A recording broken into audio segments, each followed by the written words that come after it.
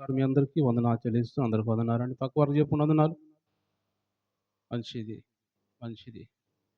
దేవునికి మహిమ కలుగును గాక. కొద్దిసేపు మనం దేవుని వాక్యం ధ్యానం చేసుకుందాం. మన పరిశుద్ధ గ్రంథమైన బైబిల్లో నుంచి కొన్ని మాటలు మనం ధ్యానం చేసుకుందాం.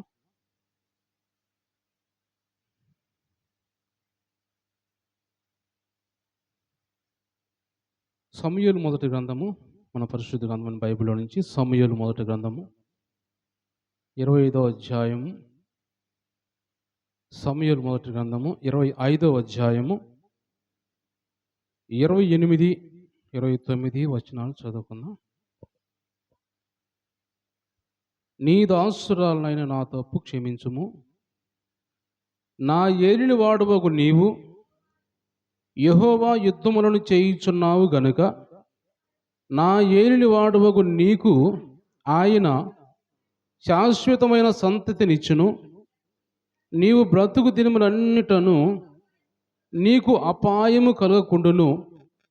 నిన్ను హింసించుటకైనను నీ ప్రాణము తీయుటకైనను ఎవడైనా ఉద్దేశించిన ఎడల నా ఏలిన వాడవగు నీ ప్రాణము నీ దేవుడైన యెహోవా యొద్ద ఉన్న జీవపు మూటలో కట్టబడెను. ఒకడు వరిసెలతో రాయి విసిరినట్లు ఆయన్ని శత్రువుల ప్రాణములను విసిరివేయును. చిన్న ప్రార్థన చేసుకుని దేవుడి వాక్యం ద్వారా మనతో మాట్లాడలాగున చిన్న ప్రార్థన చేసుకుందాం. పరిశుద్ధుడా, ప్రేమమయుడా, జీవాధిపతి అయిన దేవా, జీవం కలిగిన దేవా, పరిశుద్ధుడా, మీ శ్రేష్టమైన ఘనమైన నామాన్ని బట్టి మీకు వందనాలు, స్తోత్రాలు, స్తుతులు చెల్లించుకున్నాం ప్రభువా. అయా గడిచిన కాలం అంతా మమ్మల్ని కాపాడి మీరు రెక్కల చాటును భద్రపరిచిన ఆయన ఈరోజు ప్రభా ఈ విధంగా నీ సన్నిధిలో చేరి ప్రభా మీ నామాన్ని స్తుతించి ఘనపరిచి మహింపరిచే భాగ్యం మాకు ఇచ్చింది దేవా, నీకు వందనాలు. వచ్చిన బిడ్డలందరినీ మరోసారి జ్ఞాపం చేసుకోండి, దీవించండి, ఆశీర్వదించండి, ఆరోగ్యాలు దయచేయండి. మీ ఆత్మతో వాక్యంతో అందరూ నింపమని ప్రార్థిస్తున్నాం ప్రభా. అలాగే చదవబడిన వాక్యం ద్వారా మాతో మీరు మాట్లాడి మీ నామాన్ని మీరు మహింపరచుకోమని యేసు పరిశుద్ధ నామములో ఈ ప్రార్థన అడిగి పొందుకొని ఉన్నాం తండ్రి, ఆమేన్. అందరూ మరోసారి దేవుని స్తోత్రించలిదాం. హల్లెలూయా, హల్లెలూయా. దేవుని మహిమ కలుగును గాక. ప్రియమైన దేవుని బిడ్డారు, మనం చదువుకున్న ఈ మాటల్లో కొన్నిసార్లు వినుంటాం, కొంతమంది వినలేదు, కొంతమంది వినుంటాం. ఈ మాటలు ఎందు నిమిత్తమై ఎవరు మాట్లాడుతున్నారు ఈ మాటలు అని గమనించినట్టయితే అబీగయీలు అనే ఒక స్త్రీ మాట్లాడుతున్న మాటలు. అబీగయీలు అనే స్త్రీ, ఈ భర్త పేరు నాబాలు. నాబాలు అంటే మీకు అర్థం కావడానికి కొన్ని విషయాలు ముందు ఎందుకు ఈ మాటలు మాట్లాడవలసి వచ్చింది ఈమె అని కొన్ని విషయాలు మీతో అర్థమయ్యే విధంగా చెప్పాలని ఆశపడుతున్నాను. ఎందుకు ఈ మాటలు మాట్లాడవలసి వచ్చింది, ఎందుకు మాట్లాడిందంటే, ఎవరితో మాట్లాడిందంటే దావీదు దగ్గరికి వచ్చి మాట్లాడింది. ఎందుకు మాట్లాడాల్సి వచ్చిందంటే అబీగయీలు భర్త నాబాలు బాగా ధనవంతుడు, ఆస్తి ఉన్నవాడు, గొర్రెలు మేకలు మంచిగా సమృద్ధిగా ఉన్నవాడు. ఆ రోజుల్లో గొర్రెలు ఉంటే ఆస్తి పరులే కాబట్టి గొర్రెలు కావచ్చు, మేకలు కావచ్చు, సమృద్ధిగా ఉన్నాయి. ఒకరోజు దావీదు ఆ సమయంలో అక్కడ ఉన్నాడంటే అరణ్యంలో ఉన్నాడు. అరణ్యంలో తరుముబడి సౌలు చేత అరణ్యం పాలైపోయి ఎక్కడో ఉన్నాడు. అయితే ఆహారం లేదు, దావీదుకి తినటానికి ఆహారం లేదు, అంత పరిస్థితిలో ఉన్నాడు. అయితే ఒకరోజు ఆలోచన వచ్చింది. నాబాలు ఏం చేస్తున్నాడంటే తన గొర్రెల బొచ్చు కత్తిరించే దినం వచ్చింది. ఆ రోజుల్లో మనం ఈ పండగలు చేసుకున్నట్టుగా క్రిస్మస్ కావచ్చు, లేకపోతే ఈస్టర్ కావచ్చు, ఇలాంటి పండుగలు చేసుకున్నట్టుగా ఆ రోజుల్లో గొర్రెబొచ్చు కత్తిరించే రోజు వాళ్ళకి పండగ. ఎందుకంటే వాళ్ళు గొర్రెబొచ్చు కత్తిరించి ఆ గొర్రెబొచ్చు వల్ల కొన్ని షట్టర్లు కావచ్చు, లేదా కొన్ని బట్టలు తయారు చేస్తూ ఉంటారు. బాగా కాస్ట్లీగా ఉంటుంది ఆ రోజు అది. అందువల్ల దానికి చాలా డబ్బు వచ్చింది ఆ రోజు వాళ్ళకి. ఆ గొర్రెబొచ్చు కత్తిరించి అమ్ముకుంటే చాలా డబ్బు వచ్చే రోజు అది, పండగ దినంలాగా ఉంటుంది. అందువల్ల ఆ రోజు పండగలాగా వాళ్ళు మంచిగా ఆహారం వండుకొని కొన్ని గొర్రెలు కోసుకొని మంచిగా తింటూ ఎంజాయ్ చేసే రోజు అది. అలాంటి రోజున అర్థమైన దావీదుకి ఈ రోజు గొర్రెల బొచ్చు కత్తిరించడానికి పోతున్నాడు నాబాలు. కాబట్టి వాళ్ళ దగ్గర మంచిగా ఈరోజు ఆహారం ఉంటుంది కాబట్టి మీరు వెళ్ళి నేను చెప్పానని చెప్పి ఆహారం తీసుకురండి కొంచెం పోయి అని చెప్పినప్పుడు ఈ దాసులు వెళ్ళి నాబాలు దగ్గరికి వెళ్ళినప్పుడు నాబాలు ఏమంటాడంటే, అతనికి మేము ఇచ్చేది ఏంది, ఆహారం ఇచ్చేది ఏంది, ఒక యజమాని దగ్గర నుంచి పారిపోయిన వాడు, అలాంటి వాడికి మేము ఆహారం ఇచ్చేది ఏంది, అలాంటి వాడికి మేము అవసరం లేదు, ఇవ్వాల్సిన అవసరం లేదు అని మొహమాటం లేకుండా చెప్పినప్పుడు వాళ్ళు తిరిగి వచ్చి దావీదుకి మాట చెబుతారు. అయ్యా ఈ మాట అన్నాడు, మనకు ఆహారం ఇవ్వలేదు. ఎందుకంటే దావీదు చాలా కష్టాల్లో ఉన్నాడు, తరుము పడుతున్నాడు, అరణ్యంలో ఉన్నాడు, కొండల్లో గుహల్లో దాక్కుంటూ ఉన్న పరిస్థితులు అవి. అలాంటి పరిస్థితులు దావీదుకి చాలా కోపం వచ్చింది. ఎందుకు కోపం వచ్చిందయ్యా? వాడి ఆస్తి కదా! వాడు ఇవ్వకపోతే కోపం ఎందుకు రావాలి అనుకోవచ్చు. ఆలోచన రావచ్చు మనకి.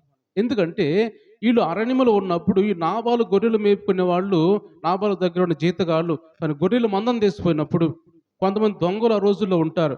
కొన్ని సింహాలు లేకపోతే కొన్ని క్రూర మృగాలు వచ్చి ఆ గొర్రెలను తినటానికి వచ్చినప్పుడు ఈ దావీదుతో ఉన్న కొంతమంది 600 మంది యోధులు పోయారు. ఆయనతో పాటు ఉన్నారు వాళ్ళు కూడా.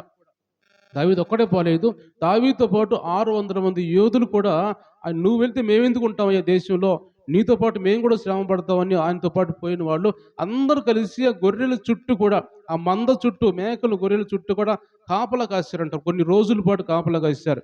ఎందుకంటే ఏ గొర్రె కూడా నశించిపోకుండా అలా కాపలా కాశారు. అది ఆలోచన చేసుకొని మేము ఇంతకాలము ఇలా కాపాడాం కదా! కొద్దిగా ఆహారం పెట్టమంటే ఇవ్వలేదే అని కోపం వచ్చి దావీదుకి వెళ్ళి ఆ నాబాలు కుటుంబంలో ఎవరు కూడా మిగిలి ఉంటాను లేదు. ఎవరు మగవాళ్ళు అన్నవాళ్ళు ఎవరు ఉంటాను లేదు. అందరం చంపేద్దాం పదండని కత్తులు తీసుకొని బయలుదేరారు. బయలుదేరినప్పుడు ఈ మాట నాబాలు దగ్గర ఒక దాసుడు తెలిసి, అయ్యా అమ్మ ఇదిగో ఆహ్, దావీదు ఇలా వస్తున్నాడు. మన యజమానుడు దుష్టుడు, దుర్మార్గుడు, మంచివాడు కాదు కదా! మీకు తెలుసు కదా! ఇలాంటి మాటలు, కఠినమైన మాటలు మాట్లాడాడు దావీదుతోటి. కాబట్టి దావీదు ఖడ్గం తీసుకొని వస్తున్నాడు, మనల్ని చంపుతాడు అని వచ్చినప్పుడు అబీగయీలు ఆయన భార్య చాలా మంచి స్త్రీ ఆమె. చాలా అందంగా ఉంటుంది. చాలా మంచి గుణం కలిగింది. చాలా పద్ధతి కలిగింది. దేవుడంటే భయభక్తులు కలిగింది. అలాంటి స్త్రీ ఆ మాట విన్న వెంటనే ఈ నాబాలు మంచివాడు కాదు, ఇలా మాట్లాడే ఉంటాడని ఆమె త్వరగా ఆహారం వండేసింది. కొన్ని గొర్రెలు కోసింది, ఆహారం వండేసింది. కొన్ని ద్రాక్షరసపు అడలు తీసుకుంది. ఇవన్నీ తీసుకొని ఒక గాడిద గంత కట్టమని చెప్పి ఇంకా రాకుండా, ఇంటి దగ్గర రాకుండా దావీదు సైన్యము ముందుగానే ఎదిరిపోయింది ఆమె గారు. గాడిద మీద ఎక్కి త్వరగా తోలమంది. ఎందుకంటే ఆలస్యం అయితే దావీదు వస్తాడు. నాబాల్ని ఉన్న మగవాళ్ళందరూ చంపేస్తాడు కాబట్టి త్వరగా బయలుదేరని గొర్రె గంత ఆహ్, గాడిద గంత కట్టి గాడిద మీద ఎక్కి చాలా త్వరగా వెళ్ళిపోయింది. వెళ్ళిపోయేసరికి మధ్యలో ఎదురొచ్చాడు దావీదు. మధ్యలో ఎదురొచ్చినప్పుడు అప్పుడు అయ్యా ఒక్క నా మనవి ఆలకించు, నువ్వు వెళ్ళొద్దు, బ్రతిమాలుతుంది ఆయన్ని. బ్రతిమాలి నీ దాసురాలిని, నా ఏలినవాడా నీ దాసురాలిని మాట్లాడుతున్నాను, ఒక్కసారి నా మాట ఆలకించు. ఆ నాబాలు వాడి పేరుకు తగ్గట్టే వాడి గుణం కూడా ఉంటది. దుష్టుడు మంచివాడు కాదు. కాబట్టి అది నా భర్త మంచివాడు కాదు. కాబట్టి ఆయన మాట్లాడి ఉంటాడు. ఆ తప్పు నాదిగా క్షమించు. నా పాపంగా క్షమించు. కాబట్టి నువ్వు ఆగి నా మాట కొద్దిసేపు విను నువ్వని అని దావీదుని అక్కడి నుంచి కదలకుండా నివారించి ఆపేసింది. ఆమె తెలివిగా మాట్లాడుతూ ఆయనతోటి. అయితే ఇక్కడ నేను గమనించి మనం చదువుకున్న మాటల్లో మనం చదువుకున్న మాట అక్కడి నుంచి మనం ఈ మాటలు మనం చదువుకుంటాం. ఇప్పుడు ఏముంది? ఆయన గురించి మాట్లాడుతుంది. దావీదుని ఒక నరహంతుడుగా కాకుండా, హత్య చేసినవాడు కాకుండా, నువ్వు మంచివాడువు నువ్వు. నీకొక పేరు, చెడ్డ పేరు రాకూడదు. మనుషులను చంపాను అనే పేరు నీకు రాకూడదు. కాబట్టి నువ్వు చాలా దేవుణ్ణి ఎరిగినవాడు కాబట్టి, దేవుని తరపున యుద్ధాలు చేసేవాడు కాబట్టి, నీ మీద ఏ మరక ఉండకూడదని నేను మాట్లాడుతున్నాను అని ఒక ప్రవచనాత్మకమైన మాటలివి.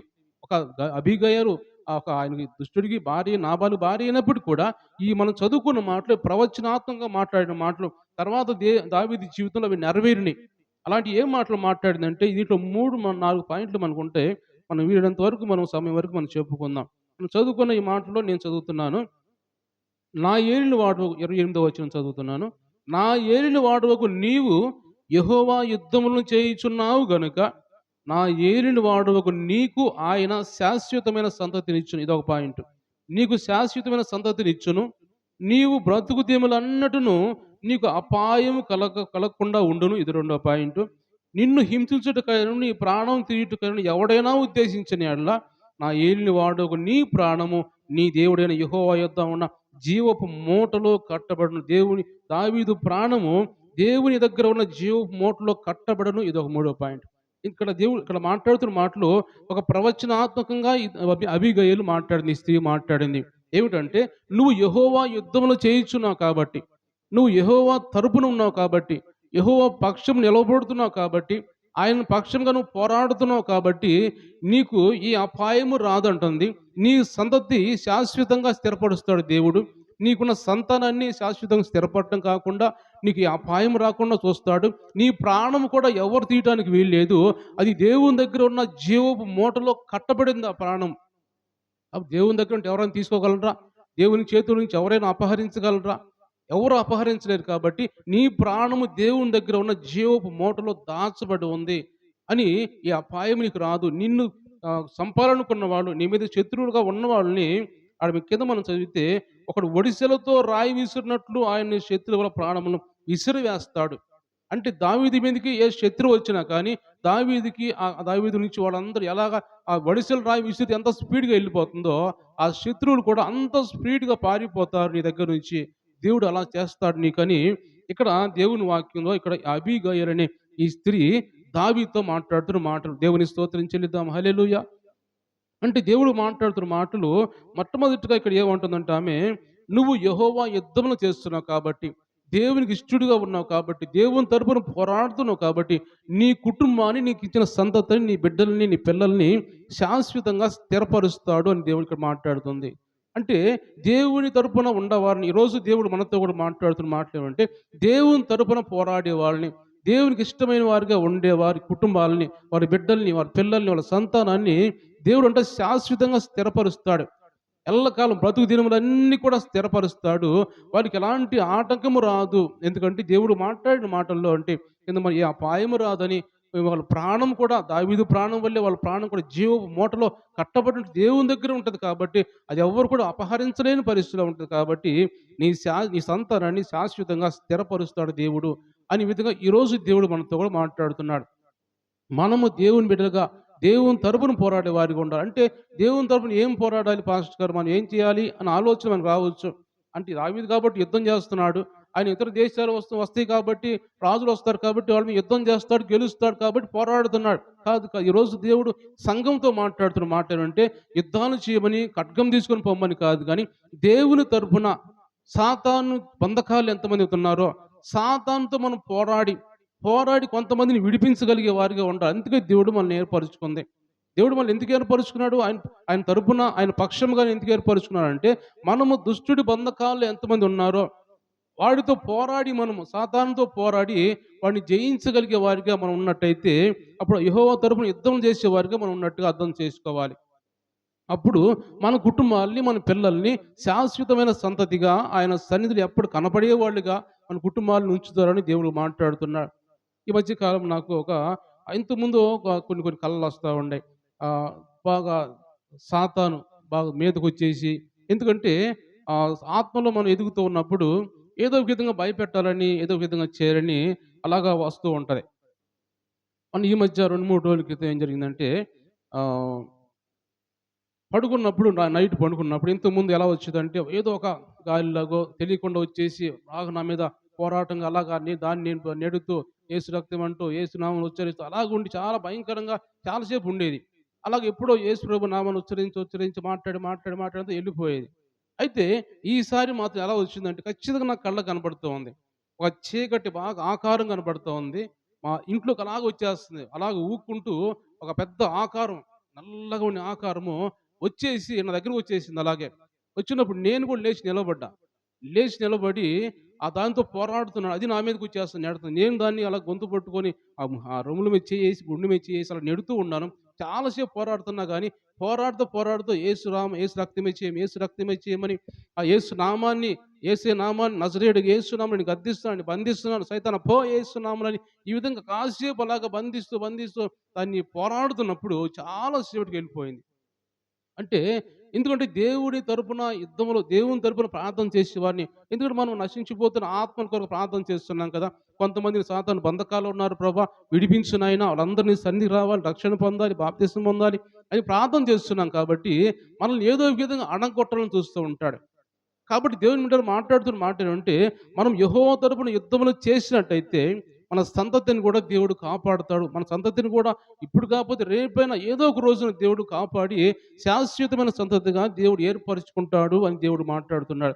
కాబట్టి ఈరోజు నీతో నాతో మన అందరితో మాట్లాడుతున్న మాటలు కూడా మన సంతానము, మన పిల్లలు శాశ్వతంగా దేవుని సన్నిధిలో ఉండాలంటే శాశ్వతంగా సంతోషంగా ఆనందకరంగా ఆరోగ్యంగా మంచి తెలివి కలిగి జ్ఞానం కలిగి మంచిగా దేవుల్లో వాడబడాలంటే మనం యెహోవా తరపున యుద్ధములు చేసేవారిగా ఉండాలి అని దేవుడు మాట్లాడుతున్నాడు. దేవుని స్తోత్రం చెల్లిద్దాం. హల్లెలూయా.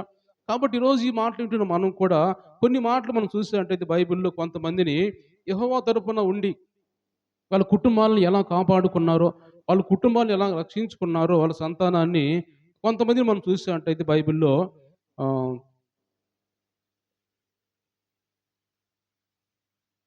సంఖ్యాకాండం మనం చూద్దాం. సంఖ్యాకాండం 25వ అధ్యాయంలో సంఖ్యాకాండం 25వ అధ్యాయము. ఒక్క నిమిషం. అంతకంటే ముందుగా మరొక రెఫరెన్స్ చూసుకుందాం. ఆ తర్వాత చూసుకుందాం. అంతకంటే ముందుగా మనం చూసినట్టయితే ఇర్మియా గ్రంథం 35వ అధ్యాయం 18వ వచనం చదువుదాం. రేకాబీలను చూసి ఇట్లా నేను, ఇజ్రాయేలు దేవుడును సైన్యములకు అధిపతి యెహోవా,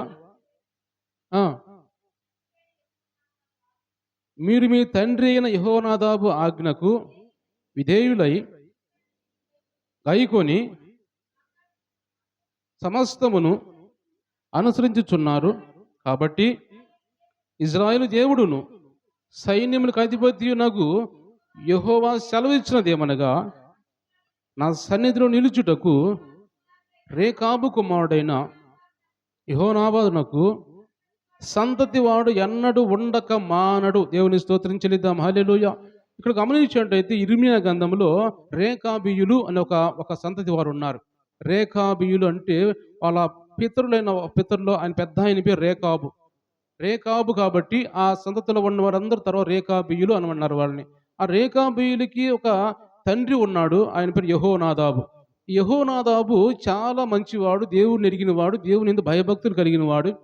అలాంటి యెహోనాదాబు వాళ్ళ బిడ్డల్ని వాళ్ళ సంతతికి ఏం చెప్పాడంటే, మీరు దేవుని యందు భయభక్తులు కలిగిన వారిగా ఉండండి, మీరు ఏమి ఈ లోక సంబంధించి ఏం సంపాదించుకోవద్దు, మీరు గుడారాలు వేసుకుని ఉండండి, ఇల్లు కట్టుకోవద్దు, పంటలు వేయొద్దు, నాటవద్దు, ఏమీ చేయొద్దు, కానీ మీరు దేవుని వైపు చూస్తూ ఉండండి. దేవుడు తప్ప మరొక ఆలోచన మీకు రాకూడదు.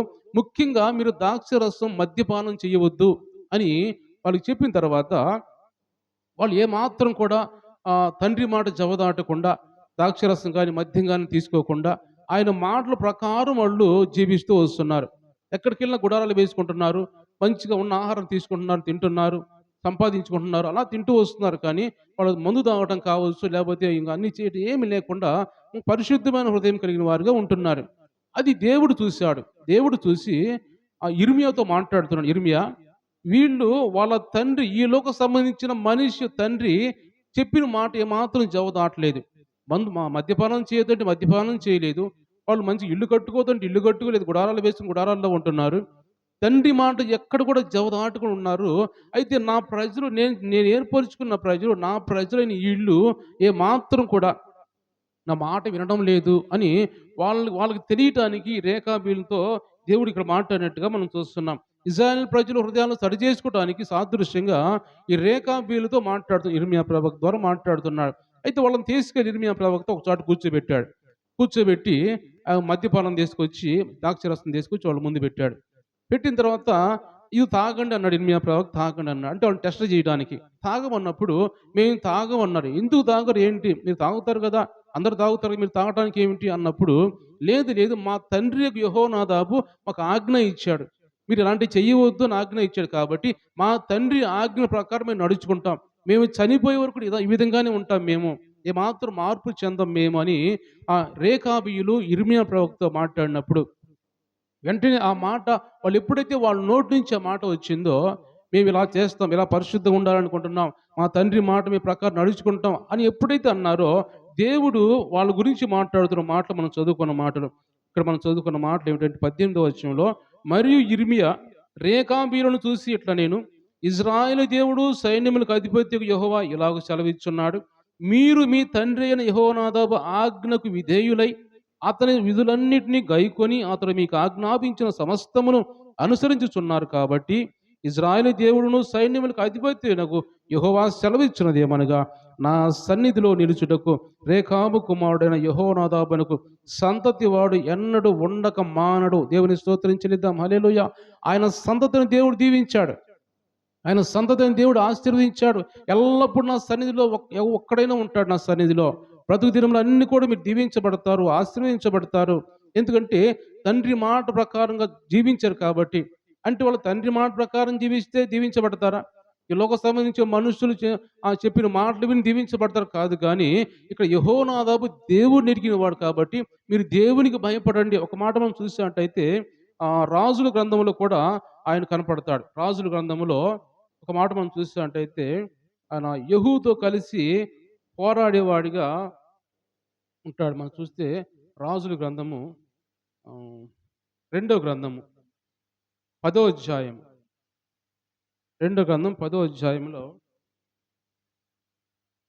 ఆ, 15 వచనం చదువుదాం. 15 వచనం. అచ్చటి నుండి అతడు పోయిన తర్వాత తన్ను ఎదుర్కొన వచ్చిన రేకాబు కుమారుడైన యెహోనాదాబును కనుగొని అతన్ని కుశల ప్రశ్నలు అడిగి, నీ ఎడ్ల నాకున్నట్టుగా నా ఎడ్ల నీకున్నదా అని అతన్ని అడుగగా, యెహోనాదాబు ఉన్నదనెను. అలాగైతే నా చేతిలో చెయ్యి వేయమని చెప్పగా అతడు ఇతని చేతిలో చెయ్యి వేసెను. కనుక యెహూ తన రథం మీద అతన్ని ఎక్కించుకొని యెహోవాను గూర్చి నాకు కలిగిన ఆసక్తిని చూచుటకై నాతో కూడా రమ్మనుగా యెహూ రథం మీద వారు అతన్ని కూర్చొని దేవుని స్తోత్రం చెల్లిద్దాం. హల్లెలూయా. ఈయన మనం చెప్పుకుంటున్న యెహోనాదాబ్ అనే వ్యక్తి ఈయనే. ఇక్కడ ఈ రాయబడిన మాట ఏంటంటే దేవుని బిడ్డగా ఉన్నట్టుగా మనం గమనిస్తున్నాం. దేవుని యందు భయభక్తులు కలిగిన వాడిగా ఉన్నట్టుగా మనం గమనిస్తున్నాం. యెహూ అనే ఒక రాజు నా ఎడ్ల నీకున్నట్టుగా నీ ఎడ్ల నాకున్నదా అన్నప్పుడు, ఆ ఉన్నదని అన్నప్పుడు అంటే నీ ఎడ్ల నాకు మంచి మనస్సు ఉంది, నా ఎడ్ల కూడా నీకు మంచి మనస్సు ఉందా, ఉంటే వచ్చేసి నా రథం మీద ఎక్కు అన్నాడు. వెంటనే ఎక్కిన తర్వాత యెహోవాను గూర్చిన ఆసక్తి నాకు ఎలా ఉందో, యెహోవా మాట ప్రకారం ఎలా నడుచుకుంటున్నానో చూద్దుకొని రా అని రథం మీద ఎక్కించుకున్న తర్వాత రథం మీద ఎక్కించుకొని ఆయనతో పాటు వెళ్ళి యెహూ ఎలాగైతే చేశాడో ఈయన కూడా ఆయనతో పాటు పాల్పొందులు పొందిన వాడిగా ఉన్నాడు. అంటే దేవుని తరపున యుద్ధం చేసేవాడిగా, దేవుని తరపున పోరాడేవాడిగా ఉన్నట్టుగా మనం ఇక్కడ యెహోనాదాబుని గురించి మనం చూస్తున్నాం. అంటే యెహోనాదాబు చెప్పిన మాటలు కూడా వారు విన్నారు కాబట్టి వాళ్ళ సంతతిని దేవుడు ఆ విధంగా దీవిస్తున్నాడు. ఆ సంతతిని ఆ విధంగా ఆశీర్వదిస్తున్నట్టుగా మనము దేవుని వాక్యం మనం చూస్తున్నాం. దేవుని స్తోత్రం చెల్లిద్దాం. హల్లెలూయా. కాబట్టి దేవుని మంటలు గమనించినట్టయితే ఇక్కడ అబీగయీలు గురించి మనం చూసినట్టయితే, నువ్వు యెహోవా యుద్ధం చేసేవాడు కాబట్టి నీ సంతానము శాశ్వతంగా ఉంటుంది అని చెప్పినట్టుగా ఒక ప్రవచనం చెప్పింది ఆమె. ఆ ప్రవచనం సంబంధించిన మాటలు మనం చూసినట్టయితే సమూయేలు 2వ గ్రంథం మనం చూస్తే అది కూడా నెరవేరినట్టుగా మనం చూస్తాం. సమూయేలు 2వ గ్రంథము 7వ అధ్యాయం 11వ వచనం చదువుదాం.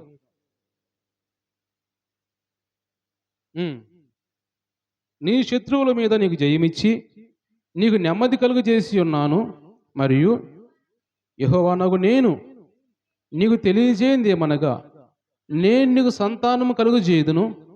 నీ దినములు సంపూర్ణమగునప్పుడు నీవు నీ పితరులతో కూడా నిద్రించిన తర్వాత నీ గర్భముల నుండి వచ్చిన నీ సంతతిని హెచ్చించి రాజ్యమును అతనికి స్థిరపరిచేదను. అతడు నా నామ ఘనత కొరకు ఒక మందిరమును కట్టించును. అతని రాజ్య సింహాసనమును నేను నిత్యముగా స్థిరపరిచేదను. నేను అతనికి తండ్రిని అయ్యుందును, అతడు నా కుమారుడయుండును.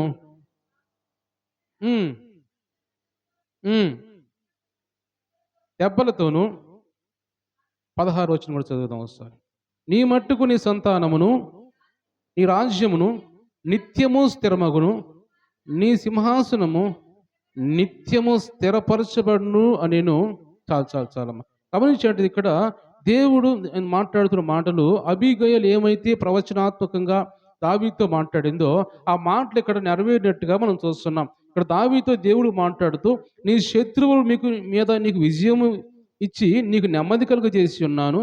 మరి యెహోవానకు నేను నీకు తెలియజేయింది ఏమనగా, నేను నీకు సంతానం కలుగజేస్తాను, ఆ సంతానాన్ని నేను స్థిరపరుస్తాను. ఎవరంటే సొలొమోను గురించి మాట్లాడుతున్నాడు. నేను అతనికి తండ్రిని అయి ఉంటాను, అతడు నా కుమారుడై ఉంటాడు. సొలొమోను గురించి మాట్లాడుతూ అతని రాజ్యాన్ని స్థిరపరుస్తాను, నీ సంతానాన్ని శాశ్వతంగా, ఎవరైతే నీ సంతానం ఉంటుందో శాశ్వతంగా సింహాసనం మీద ఉంటారో ఒకళ్ళు ఉంటారు నా తరపున అని ఆ దావీదు సంతానాన్ని దీవించాడు. దావీదు సంతానాన్ని ఆశీర్వదించినట్టుగా దేవుని వాక్యం మనం చూస్తూ ఉన్నాం.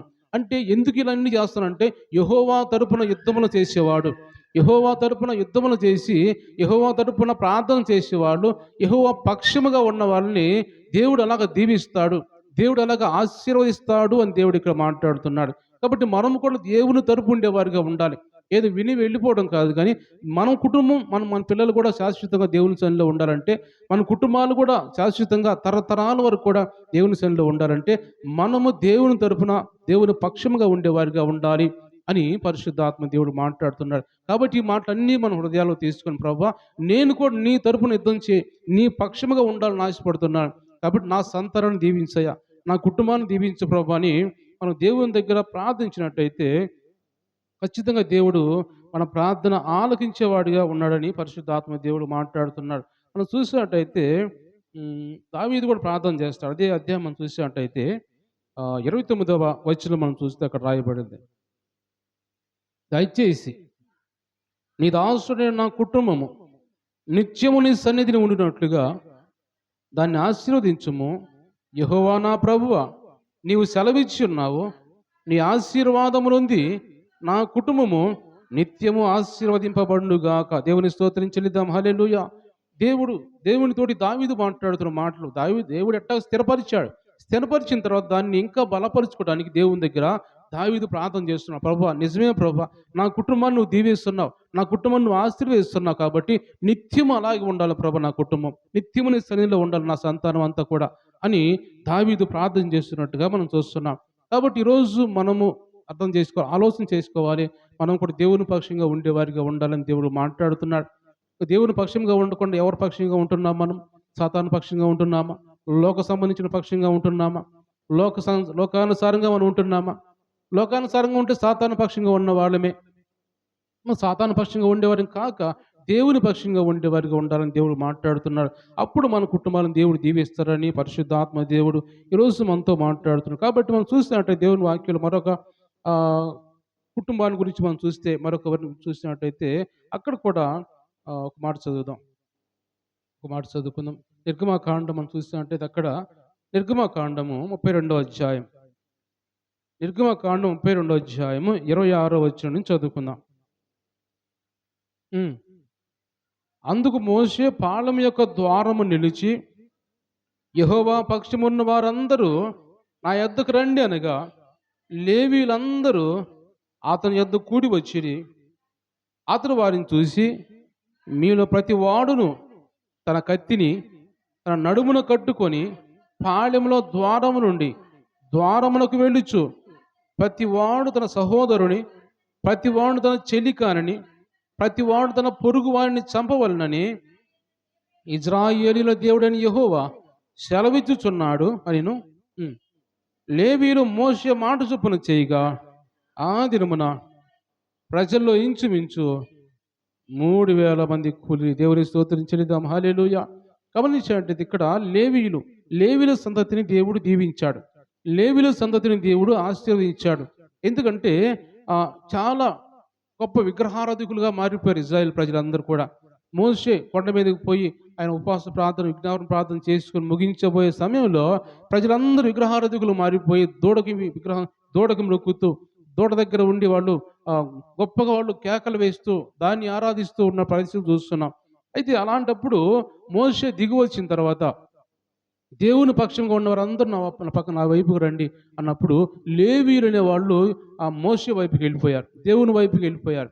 మిగిలిన వారందరూ రాలేదు, చాలామంది రాలేదు. కానీ అది వెంటనే అన్నాడు మోషే, మీ సహోదరులను చూడొద్దు, మీ తల్లిదండ్రుల సహోదరుల ఎవరైనా చూడొద్దు, ఖడ్గములు తీసుకొని పోయి అందరిని కూడా ఎవరైతే దేవునికి వ్యతిరేకంగా అందరూ నరికేసేయండి, చంపేసేయమన్నప్పుడు వెంటనే ఆ లేవీలందరూ కూడా ఖడ్గాలు ధరించుకొని ఎవరైనా చూడలేదు, కానీ అందరూ కూడా చంపివేసినట్టుగా దేవుని వాక్యం చూస్తాం. అంటే ఆ దేవుని పక్షంగా ఉన్నవారు, వాళ్ళు దేవుని పక్షంగా ఉండాలంటే ఈ లోక సంబంధించిన ఆలోచనలు ఏం పెట్టుకోకూడదు, ఈ లోక సంబంధించిన సెంటిమెంట్లు ఏం పెట్టుకోకూడదు. దేవుని పక్షంగా ఉండాలి అంటే ఈ లోకంలో ఇంకేదైతే లేకపోతే తల్లిదండ్రుల, లేకపోతే భార్య బిడ్డలా, ఇంకెవరైనా బంధువులా, ఇవన్నీ కూడా మైండ్లో పెట్టుకోకూడదు. దేవుని వైపు చూడాలి. మంచిగా అందరు దేవుళ్ళకి వస్తున్నారా, మంచిదే. రాలేదా, వ్యతిరేకంగా ఉన్నారా, పట్టించుకోవాల్సిన అవసరం లేదు. ఎందుకంటే ఆత్మీయంగా మనం ఉంటున్నాం కాబట్టి, ఆత్మీయంగా ఎదుగుతున్నాం కాబట్టి, ఈ లేవీయులు అదే ఆలోచన చేశారు. మేము మా దేవుని పక్షంగా మేము ఉంటాం కాబట్టి దేవుడే మాకు కావాలని అందరిని కూడా ఆ రోజు 3000 మంది చనిపోయారట. 3000 మందిని చంపేశారు. అంటే దేవునికి ఆయన సంతతి ఎందుకు దీవించబడింది? లేవీయుల సంతతి ఎందుకు ఆశీర్వదించబడింది? ఇప్పుడు కూడా ఇజ్రాయెల్ దేశంలో కూడా లేవీయుల్ని వాళ్ళకు గొప్ప వాళ్ళని ఒక సంఘంలో, చర్చిల్లో వాళ్ళని గొప్ప గౌరవిస్తారు. వాళ్ళు లేనిది ఏ పని చేయరు. లేవీయులు లేకుండా చర్చిల్లో ఏ పని చేయరు. ఏదైనా వాళ్ళే చేయాలి. కాబట్టి లేవీయుల సంతతి అంతా కూడా దీవించబడిన దేవుడే అన్నాడు. వీళ్ళు నా స్వాస్థ్యం అన్నాడు. లేవీయులు నా స్వాస్థ్యము. వాళ్ళకి ఏ స్వాస్థ్యం భూమి మీద లేదు గానీ, లేవీయులందరూ నా స్వాస్థ్యము, నా బిడ్డలు అని లేవీయులు అన్నాడు. అంటే లేవీయుల్ని ఎవరు సంతతిగా ఏర్పరుచుకున్నారంటే, దేవుడే ఆయన సంతతిగా లేవీయుల్ని ఏర్పరుచుకున్నాడు. నా సంతతి వీళ్ళు, నా స్వాస్థ్యం వీళ్ళు అని ఏర్పరుచుకున్నట్టుగా మనం చూస్తాం వాక్యం. ఎందుకంటే దేవుని పక్షముగా వచ్చారు కాబట్టి, వీళ్ళు నా సంతతి, నా బిడ్డలు అని ఇంకా అందరికంటే ముఖ్యంగా వాళ్ళని ఎన్నుకున్నాడు. ఎందుకంటే నేను ముఖ్యంగా ఎన్నుకొని వాళ్ళని ఎక్కడ మిగతా వాళ్ళని విడిచిపెట్టాడని కాదు గానీ, వీళ్ళని చర్చిలో వీళ్ళకి ప్రధానమైన స్థానం ఇచ్చాడు. ముఖ్యమైన స్థానం చర్చిలో దేవుని మందిరంలో వాళ్ళకి స్థానం ఇచ్చాడు. యాజకులు, లేవీయులు. యాజకులు వాక్యం చెబుతారు. లేవీయులు అంటే పరిచర్య చేస్తారు. లేవీయులు పరిచర్య చేసేవాళ్ళు. ప్రతి పని ఏ పని చిన్న చిన్న పనులున్నా కానీ సంఘంలో మన చర్చిలో వాళ్ళే చేసేది. వాళ్ళే లేవీయుడు. యాజకులంటే ఇక్కడ వాక్యం చెప్పేవాళ్ళు.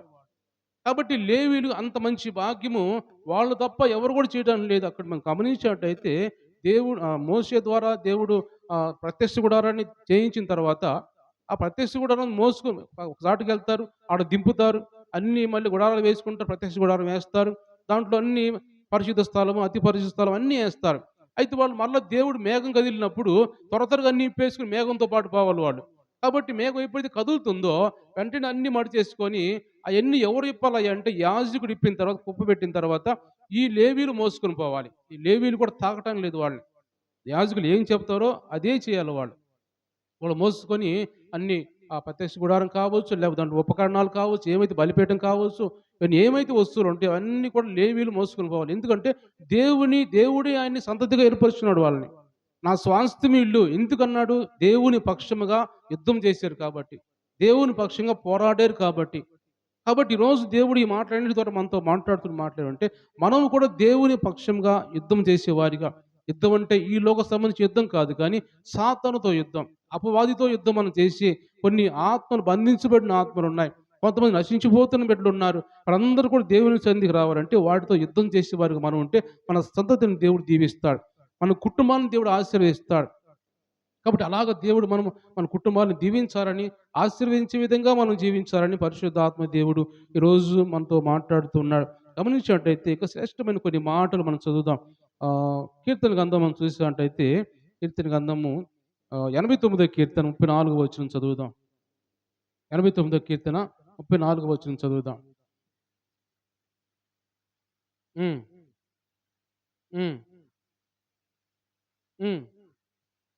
మాటలు మార్చను, అతని సంతానము శాశ్వతంగా ఉండుననియు, సింహాసనము సూర్యుడునంత కాలము ఉండుననియు, నా సన్నిధిని ఉండుననియు, చంద్రుడున్నంత కాలం అది నిలుచుననియు, మింట నుండి సాక్షి నమ్మకంగా ఉన్నట్లు అది స్థిరపరచబడిననియు, నా పరిశుద్ధత తోడని నేను ప్రమాణం చేసి తిని దావీదు నేను అబద్ధమాడను. దేవుని స్తోత్రించలేద్దాం. హల్లెలూయా.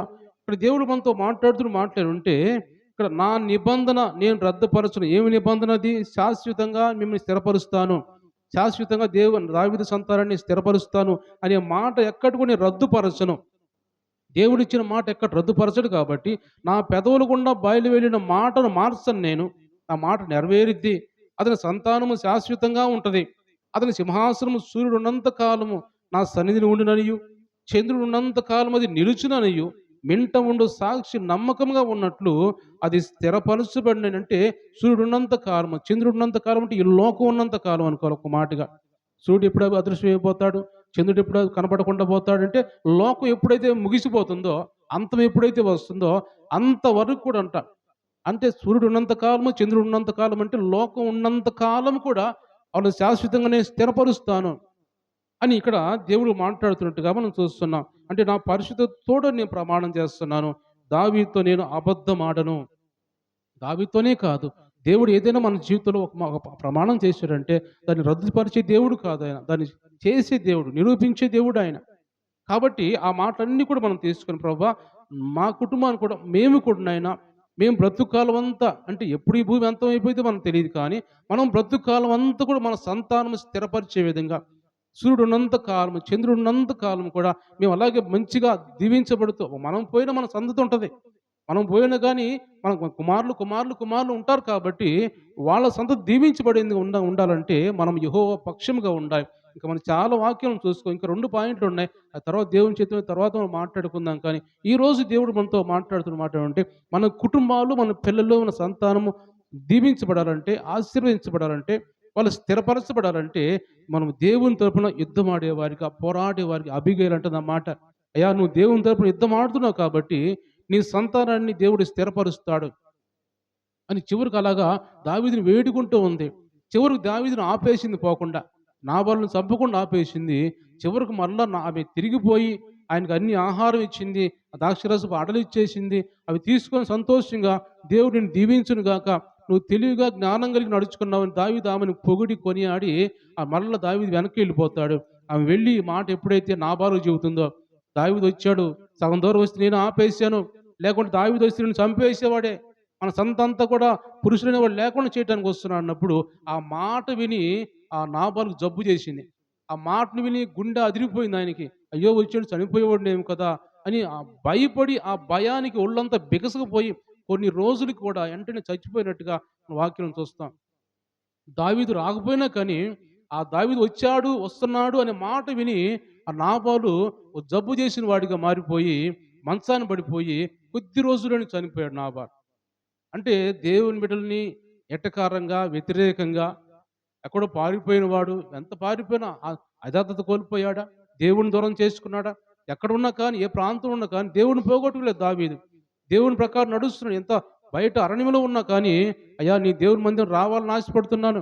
నేను దేవుని మందిరంలో ఉండాలని ఆశపడుతున్నాను. ఎప్పుడొస్తాను, ఎప్పుడెళ్తాను అని ఒక తపనగా ప్రార్థన చేసుకున్నాడు కానీ, యథార్థత కోల్పోలేదు. కాబట్టి యథార్థం కోల్పోకుండా ఉన్న దేవుని సేవకుల్ని, దేవుని బిడ్డల్ని ఎక్కడ కూడా వెటకారంగా, వ్యతిరేకంగా మాట్లాడకూడదు. మాట్లాడితే అది తిరిగి మనకే శాపంగా మారిపోతుందని దేవుడు మాట్లాడుతున్నాడు. కాబట్టి ఇలాగ శాపంగా మారిపోయి నాబాలు చనిపోయాడు. అలాంటి పరిస్థితులు దేవుడు మనతో మాట్లాడుతున్న మాటలేమంటే, ఈరోజు ముఖ్యంగా మనతో మాట్లాడుతున్న మాటలేమంటే, యెహోవా తరపున, యెహోవా పక్షంగా మనం యుద్ధం ఆడేవారిగా ఉంటే, మన కుటుంబాలు, మన సంతానం దీవించబడిద్ది, ఆశీర్వదించబడిద్ది. కాబట్టి మనము కూడా యెహోవా పక్షంగా ఉండేవారిగా ఉందాం, దీవించబడదాం, ఆశీర్వదించబడదాం. దేవుడి మాటలు దీవించి ఆశీర్వదించును. కళ్ళు మూసుకుందాం, అందరూ కూడా ప్రార్థన చేసుకుందాం. ప్రార్థన చేస్తున్నాం. ప్రభా, ఇంతవరకు నాయన మీ సన్నిధి ప్రభా మాకు తోడుగా ఉంచిన దేవా నీకు వందనాలయ్యా. మాతో మాట్లాడిన దేవా నీకు వందనాలు.